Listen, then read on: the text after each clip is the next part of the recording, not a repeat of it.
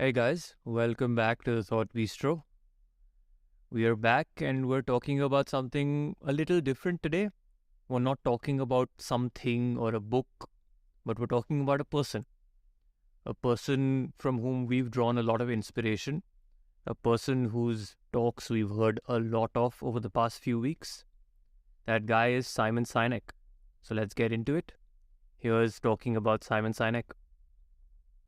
Welcome to the Thought Bistro podcast with Akhil and Vishruth. Here we bring you the weekly news, book reviews, and world views from a different lens. Our mission is to provide a platform to explore different ideas and different perspectives and allow you, our listeners, to develop a deeper understanding. You know how we talk about how socials can be toxic? Or like how you can get on social media and you can start scrolling and endlessly see some like absolutely random stuff which doesn't push your life any further forward. Well, in my case, because I'm not on any social media, right? I'm only on YouTube primarily and Twitter to see team news before a match. So in my case, what starts happening is that my YouTube is completely geared towards, these self-help talks and TED talks and like scientific talks or whatever, and financial talks, of course. So on that front, this dude just pops up in my timeline and he talks about the concept of why and how we don't talk about why enough and how meaningful why can be. So let's start there. So Simon Oliver Sinek is a British-born American author and inspirational speaker. He has authored 5 books, which includes Where We're Starting, called Start With Why, and The Infinite Game, which we will get to. So he is best known for as a leadership expert, and he's very famous for his 2009 TED Talk, How Great Leaders Inspire Action, which is the third most watched TED Talk of all time with nearly 50 million views. Before we move forward, we really want to ask you all that the viewers who are not subscribed, do subscribe to the channel because a subscribe really helps us. And we generally fill in the subscribe at the end, but I don't think a lot of people get to the end. So do subscribe, like and share. It really pushes content to everybody else. And our vision of being able to empower everybody and make their lives a little bit better. And, in their older age when they're there, they can remember us, look fondly at the time when they heard our podcast, can be a reality and, help us do that. So subscribe to our content. Thank you.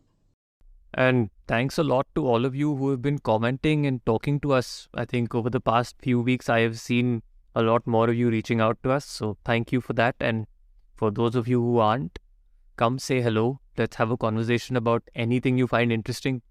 So back to the why. Now, the tagline for this is identify and communicate the core purpose of your business, which goes beyond making money. This purpose should inspire and attract customers who share your beliefs. What does that mean?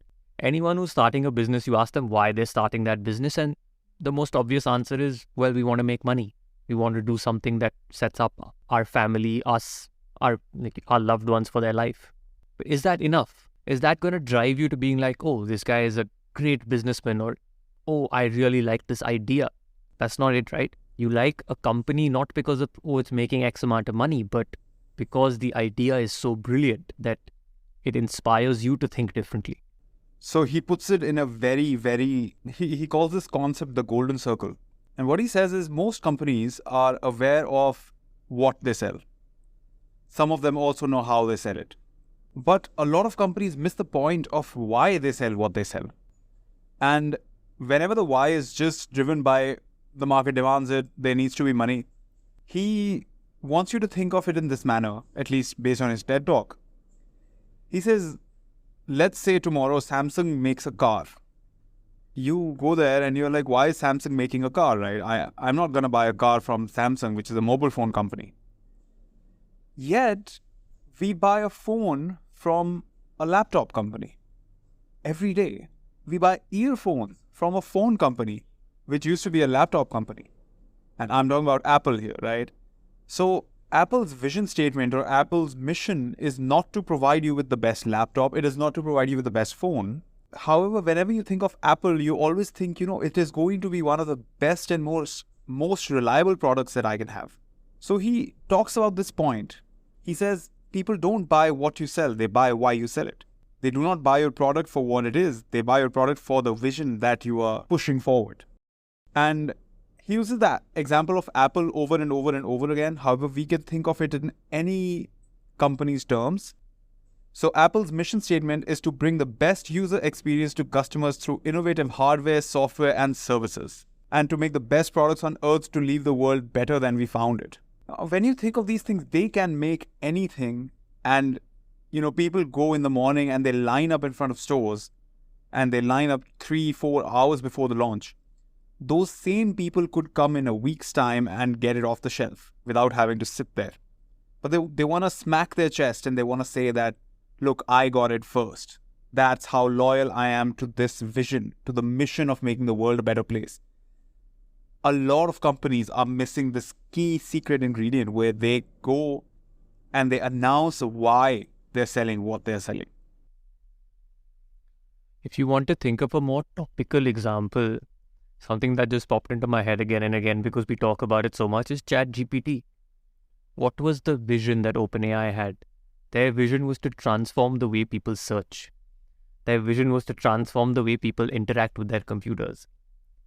However, every other competition who followed, Google or whatever else they tried to replicate and compete against it, failed miserably. Their goal was not to revolutionize search. Their goal was ChatGPT exists, we have to beat it. So that's why Bard failed. Or currently, we can say it's not done as well as Google would have hoped it did. I think there are numerous other things that are in play here. Yeah, so MKBHD, one of the very popular YouTubers, a tech reviewer, he talks about this in a very nice fashion. What he says is that Microsoft has nothing to lose. Google owns search, right? We call the process of searching is called Googling it. Literally, they own it. They're a verb. And nobody knows about Bing. Nobody cares about Bing, right? And Bing was an experiment. It failed horribly. Now what Microsoft is doing is we have this advantage called ChatGPT. And we are a majority owner in OpenAI, which is the company that produces ChatGPT. Might as well launch it. What's going to happen? A couple of bad searches here and there, but people will start moving and we'll start gaining market share. If Google launches Bard and they just make it public and then Bard starts spitting out random nonsense, then they have 3 billion users, all of whom will be consuming that random nonsense. So Google has to be a bit more careful. But it is something, right? It is something that ChatGPT becomes the first software ever to get 10 million users in as short a time span as it did. It was the fastest to 10 million users ever. And that scale was at 10 million users within 20 days or something like that. The fact that today I speak to my granddad about ChatGPT and he knows exactly what it is, just because it's been such a buzz all over the world and all over newspapers and news outlets, just tells you how fast ChatGPT has grown. So before we start fawning over ChatGPT again, which we have been doing since the inception of our podcast, let's get back to the why.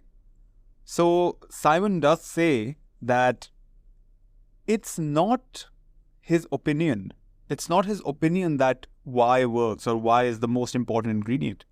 He says it is built into our biology. He says when you feel something, when you feel this is right, or when you feel like that's the thing to do, when you have no logic behind the feel, that feeling literally is a particular hormone. And that hormone is incited by why. That hormone is incited by the security and the passion you feel towards something. It is incited by the fact that when you're buying an Apple product, you think I'm going to make millions of lives better. And if I buy this product, it pushes the vision forward.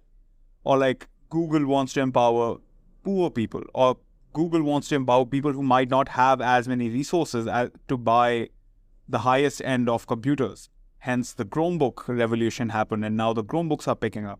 And people buy Chromebooks because they know that even though they'll be cheaper instruments, they will be done very nicely because Google believes that that's what needs to happen.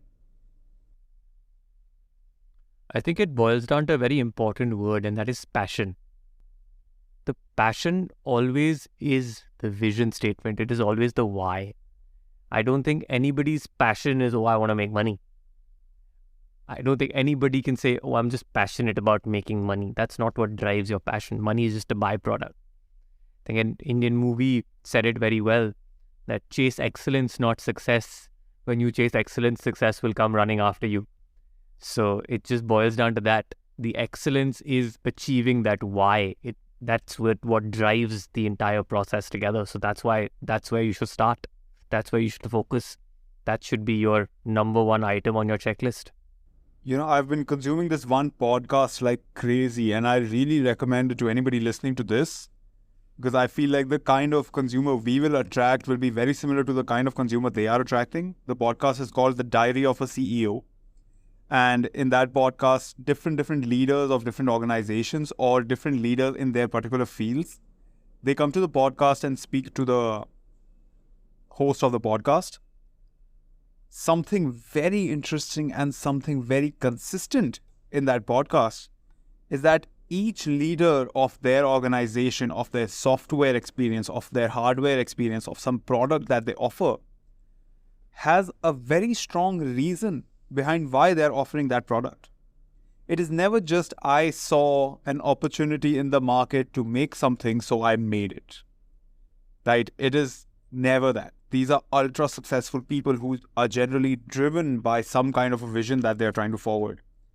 And they don't speak about Simon Sinek. In fact, Simon Sinek was also on there at one point. But they don't speak about Simon Sinek. This comes from within. And that's what has helped them push. That's what has helped them push their vision forward, push their companies to the point where they are able to get on a podcast like this and they are able to make these millions of dollars. And talk about money like it was not the end goal. The end goal was always to push this vision further and further forward, to put ourselves in the hands of the many, or put ourselves into the businesses of people who might use us. I think that was fantastic. And that was like a proof of concept of the whole why kind of situation. And it makes so much sense, even intuitively, that the products I would buy, I would need to trust the company, or I would need to know the company somehow and have some kind of a brand loyalty, which literally means that I am into the vision of the company. And that's where we go to the second point, emotional connection. It says people make decisions based on emotions, not just rational reasons. And this takes me back to the psychology of money and what we discussed there, that we are not rational robots. We have emotions, we use emotions, and our decisions are more often than not fueled by our emotions. So communicate your why to create a sense of belonging and to inspire loyalty. I know people have consumed Apple products like there is no tomorrow, and as Akhil said, they are the ones who are first in line. They will camp out all night to get their hands on that new product the next day because it's inspired that kind of loyalty in them. So he talks about this concept called the tipping point, which is also a podcast of ours. Do check it out. But yes, he talks about a concept called tipping point. And what he says is that the first 3% of your total addressable market, the people who are your potential customers, the first 3% are the experimenters. They are the ones standing in the line in the morning outside Apple stores. They are the ones who are not afraid to try. They're not afraid to risk it all, to, switch to a new product or to go for a new concept. The next 15%, that 15 to 18% point, they are the ones who see the first 3% and are willing to just jump into it a little bit. Once you can cross that 15 to 18% mark, where 18% of your addressable market is now using your product, after that, the next 66% follows. The next 66% just falls into the bucket. They are the normal people. They are the ones who are the majority of the consumers who need to see that the 15 to 18% are consuming it. They're having a good experience. Yes, now my risk tolerance has gone higher and now I'm willing to try it. And then that last bunch of people, they don't really like you. They don't want to use your product, but they use it because it is inevitable. They are the ones who are, using smartphones when they would rather have a flip phone, but everybody has WhatsApp and they really need WhatsApp in their pocket. So he says that 15 to 18% is the tipping point. That's the mark of your addressable market that you need to cross. And once you cross that realm is when you really start getting your market. So obviously once we heard all these talks by Sinek, we started to think, what is our why? Why are we doing this? We picture our listeners sitting on their porch in the later parts of their life, happy, fulfilled, and thinking fondly about us and how our podcast was able to transform their lives for the better.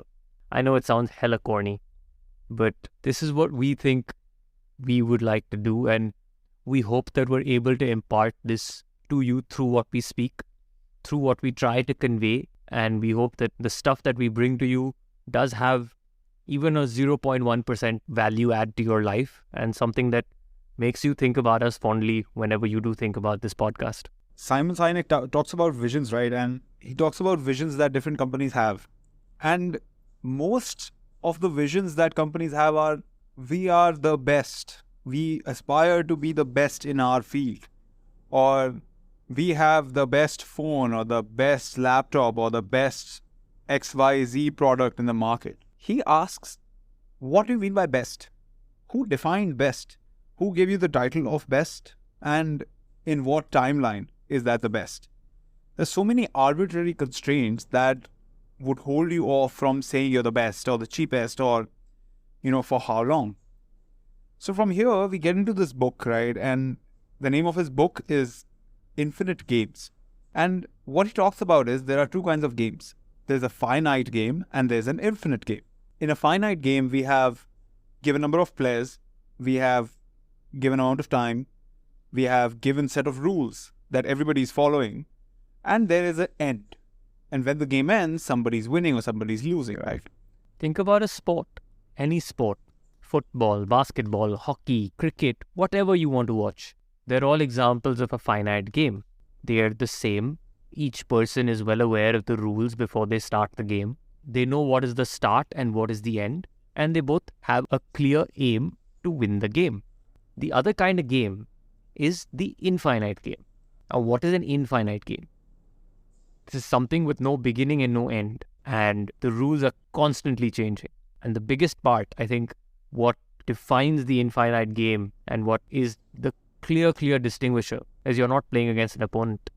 You're playing against yourself. So he says the main problem starts happening when you put an infinite player against a finite player. So when a finite player is playing against a finite player, there's balance. When an infinite player is playing against an infinite player, there is balance. When an infinite player starts playing against a finite player, that's when it doesn't align. What that means is that the goal of a finite player is to win. It's to win something that is unwinnable. So business, for example, is an infinite game. The goal of a business is to stay in business. If you think about it logically, let's say he talks about Apple again, right? He's obsessed with Apple, and so are most of you, which I don't like because I'm an Android person. He speaks about a time where he went to an educational conference held at Microsoft, and shortly after he went to one held at Apple. So he says at the conference held at Microsoft, every single one of the executives who presented were very focused on how they would beat Apple and how they would beat the iPod and how the iPod was, their benchmark and they had to beat that. And at the end of this conference, they gave him their newly launched Zune. How many of you know what a Zune is? It is essentially what the iPod was, a device that you could use to play music. And Sinek says it was brilliant. It was so much better than the iPod Touch that Apple had just launched. And he was highly impressed by the product. So a few days later, he goes to a similar conference held at Apple. And there, nobody speaks about Microsoft or any other company for that matter. They speak about how they're going to achieve their goal.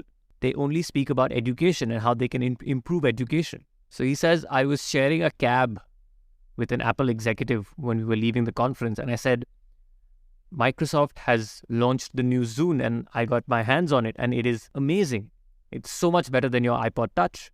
And the executive replies, I'm sure it is. And just moves on. This is where he says the difference lies, or the difference lay between Microsoft and Apple at that point when it was concerning the iPod or the Zune. And that is why today every single person on this planet knows what an iPod is. But a select few know what a Zune is, or even remember what a Zune is, or have even fewer still have actually seen one or used one. So he says when you're in the infinite game, you have to settle for the fact that sometimes you'll be worse. And you have to settle for the fact that sometimes you'll be better. But the main thing that you have to focus on is, one, you have to stay in business. And second, you have to be better than you were yesterday.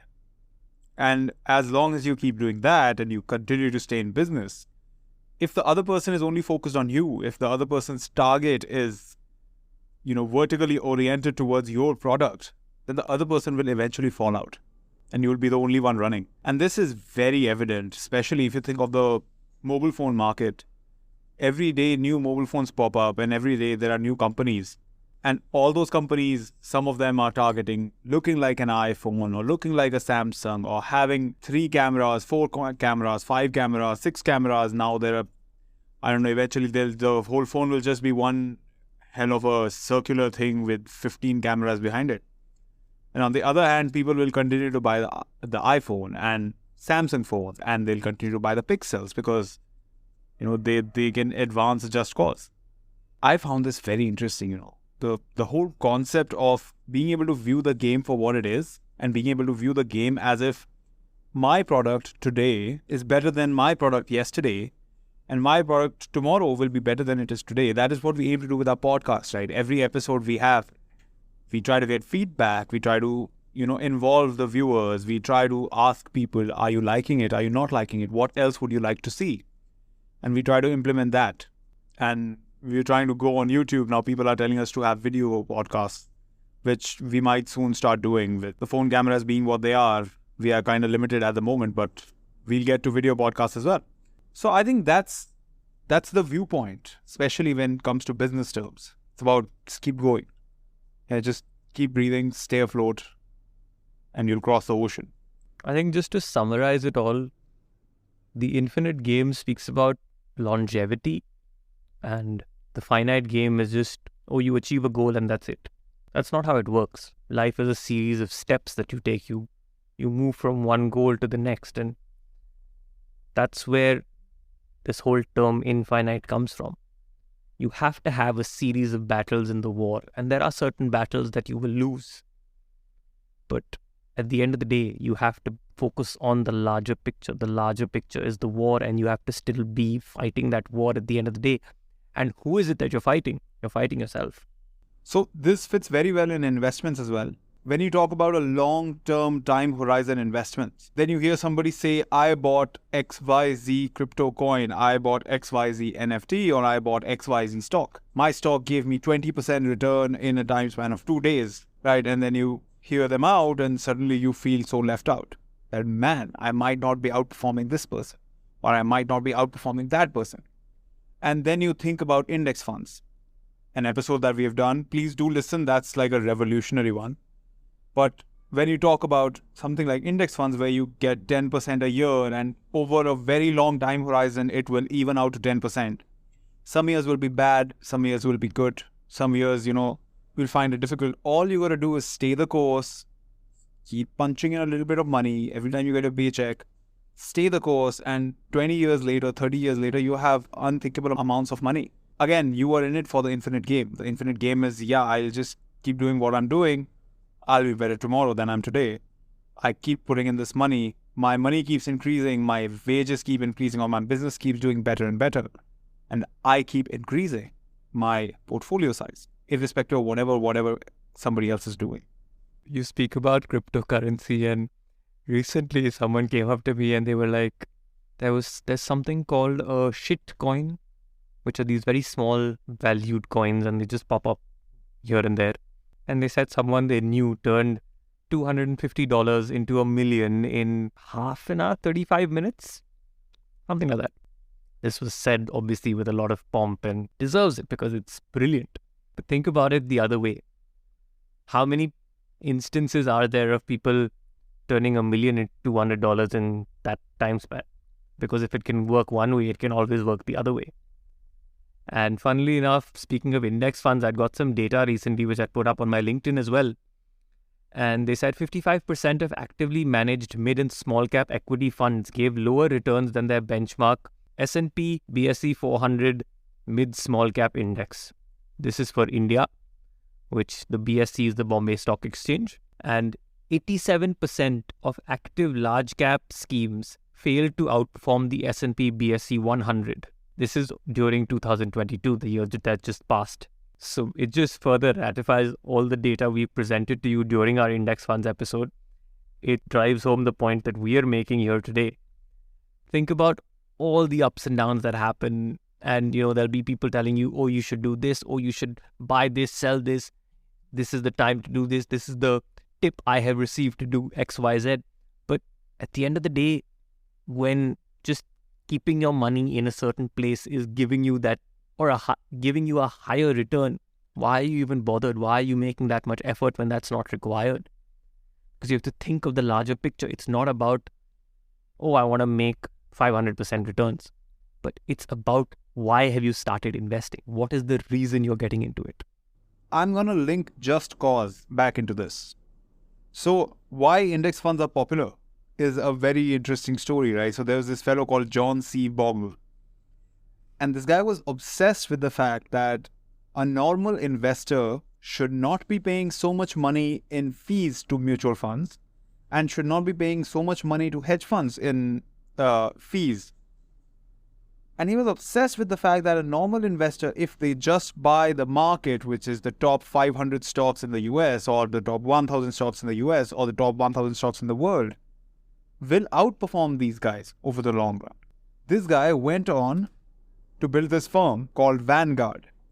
And Vanguard right now owns the most amount of assets than any other firm on the planet, primarily because of their index funds. In fact, it started off only offering index funds of S&P 500 large cap stocks. Even today, all of Vanguard's funds are low cost, either they're ETFs or they're index funds, and they're geared towards the regular investor being able to buy it. Their just cause was, or their why was, we want to empower a normal investor to be able to invest in the market without having to worry about fees, without having to worry about what's going to happen, and to take away this volatility aspect of the market from their portfolios. It was about empowerment, right? And this guy could have done anything in his life. Rather, he took this thing, made a product out of it. Look at where it has led the company. I think he died like a couple of years ago. Could have been a lot richer than he was, but he never cared. It was always about empowering the common investor, the common man. He has this book called The Little Book of Common Sense Investing. I've spoken about it before. It's a must read. Again, he talks about all of these nuances, and it was written a long time back. But look at the why and where the why gets you. And even today, if I recommend somebody an all-market ETF, I'll say buy VOO, which is the Vanguard ETF. Sinek says there are 5 components that make an infinite game. So number 1, as Akhil just spoke about, is a just cause. Number 2 is strong leadership. Number 3 is trusting teams. Number 4, existential flexibility. And a worthy opponent. You would think, why a worthy opponent if you're playing a game against yourself? So here Sinek says, a worthy opponent is someone who propels you forward by showing you where your holes are. Someone that stops you being an echo of the chamber of thoughts you think are correct to help you perceive where you can improve. How are you losing your battles in the infinite game? Who are you losing them to? That is that person who is pointing out your flaws. Otherwise, if you were just playing against yourself, you have a monopoly and you can do whatever the hell you like. So that defeats the purpose of the infinite game. So you still have to have someone who's showing you something other than your face in the mirror and saying that, hey, this is where I can get you, or this is where someone else can get you, or this is where you need to improve. Moving backwards, going to existential flexibility, he says, leaders need to maintain existential flexibility, which means being open to a better future, even if it requires deviating from the current business model or path. A lot of us get very comfortable in what's worked. And there's that old saying, or if it ain't broke, why fix it? And he says, this is where sometimes we fall into bad habits. And if we find something better than what we currently have, or if we find something with the potential of making us better than what we currently have, why not go for it? Throw out the kitchen sink and start again. Start afresh, start from the bottom. We spoke about this with Credit Suisse and how they got through 2008, 2009 unscathed. And that, in fact, turned out to be the root of their problems. I absolutely love how he defines leaders. He says leaders are the people who are willing to give away the credit when everything is going well, and who are willing to take all of it on their chin, all of it on their chest when everything is falling apart. Who stand in front of everybody else and say, I did what I did and that's why we are wrong, and who stands there and claps everyone else for the success. The best example of a leader, which comes to mind very, very clearly, like crystal clear, is this cricket player. His name is Mahendra Singh Dhoni. He was the captain of the Indian cricket team for a long, long, long time. He won the World Cup with the Indian cricket team and numerous other trophies. The one thing that was so evident and everybody knows about is that whenever India used to win a trophy, he used to stand in like one corner of the photo. He would not stand in the middle holding the trophy and shouting. He'd just be like in the corner that this team won the trophy. And whenever India would lose, he would go out there and give that press conference and be like, yeah, we were not good enough and we can improve or we'll be better. So I love that kind of leadership, right? And it makes so much sense. That's the whole point. That's why you get the extra reward. You get the extra reward and people don't care about the extra money that you're getting if you are in the leadership of a company. However, if the company is falling apart, they expect you to stand there and take it on your chin. They expect you to protect it. They expect you to be there, right? I mean, I love this definition of leadership. I can't phrase it any better than this. So he has this book, it's called Leaders Eat Last. And why he says leaders eat last is because if you are the one who is hunting for the tribe and you get the hunt later at night, you'll first offer it to everybody else. Everybody else was willing to let you go for the hunt and get food for everyone so that they know that you'll be the last one to consume it. They know that you'll have it for everyone before you'll have it for yourself. And people do it for their families. Our parents, whenever I speak about my parents, I'll always talk about how they have protected us. They are the leaders there. What do you mean by protect, right? It means that they will always have our back. We know that they stand in front of us when we are in trouble. And they are always clapping for us whenever they're pushing us forward. So I think that's amazing, right? That's what leadership is about. I think the examples you've given are spot on. And nothing further needs to be said. And here it then moves to trusting teams. And he says, trust is maintained when values and beliefs are actively managed. And if companies do not actively work to keep clarity, discipline, and consistency in balance, then trust starts to break down. Sounds very simple, doesn't it? You maintain balance, you maintain consistency, and there'll be trust. But you see this so often, so many people, so many different things, that there's always people who keep a file of all the things they have done right. Or if they've done something well today, or if they have like a favor that they have to cash in, they won't cash it in immediately. They will keep it because, one day I might need it. And he says this is the worst thing in an organization. If you have to keep a track of all the things you have done right, this is where you know the organization has not done the right thing in order to keep your trust.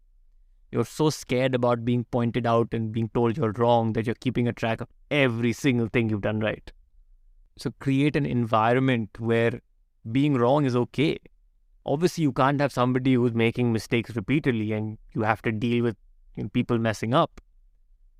But there has to be a rationale behind it. There has to be some reason behind it. It can't just be that you find a scapegoat for every single thing, and that ties in directly with the leadership point that Akhil just made.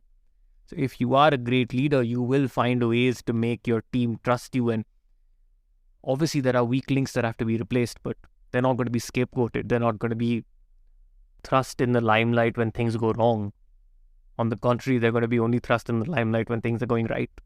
And let's say there's an employee, and that employee is sitting in his office, and you are responsible for that employee. Maybe you're the CEO, or maybe you're the one leading the employee in the organization. And the employee is not hitting his numbers. The employee did not hit his numbers this month or the month prior to this month. There are two ways to go about it. First way, you have not been hitting your numbers. I do not know what is wrong with you. And you better pick yourself up and you better start hitting your numbers, or else. Second way, I see you've not been hitting your numbers and it's been a couple of months you have not been doing so. Are you okay? Is everything in your life going as it should? Can I help you in some manner? We fail to see people as people more often than not.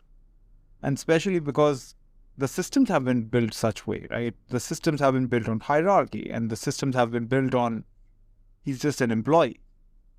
He or she is a person before they're an employee, right? So treating people like people knowing you have their back, coming back to that, might really empower them to actually move forward your just cause. People wake up in the morning knowing that I belong there and I feel protected there and I would kill for that man. That's the kind of culture that one can drive in their organization. It is very difficult to do. It is much easier said than done.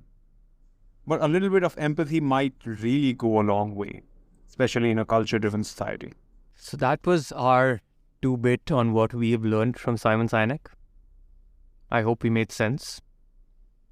If we did, speak to us. Let's have some more detailed conversations about stuff we just spoke about, and let's try to form frameworks that maybe you and I can implement in our respective organizations. If you didn't agree with us, tell us what you didn't like. Tell us what you think you do differently or what your organization does differently that you agree with. So come, let's have a conversation and let's talk all things leadership and infinite games. Do check out Simon Sinek on his channel, and do check him out on different channels that he's come on to speak. I feel like every time I hear him, I get to learn something new. So it might be very empowering for all of you. So on that, see you all next time. Thank you. Thanks for joining us. We hope to continue to bring you some interesting news from around the world and keep you informed and keep you entertained, and hope to see you again next time. Thank you.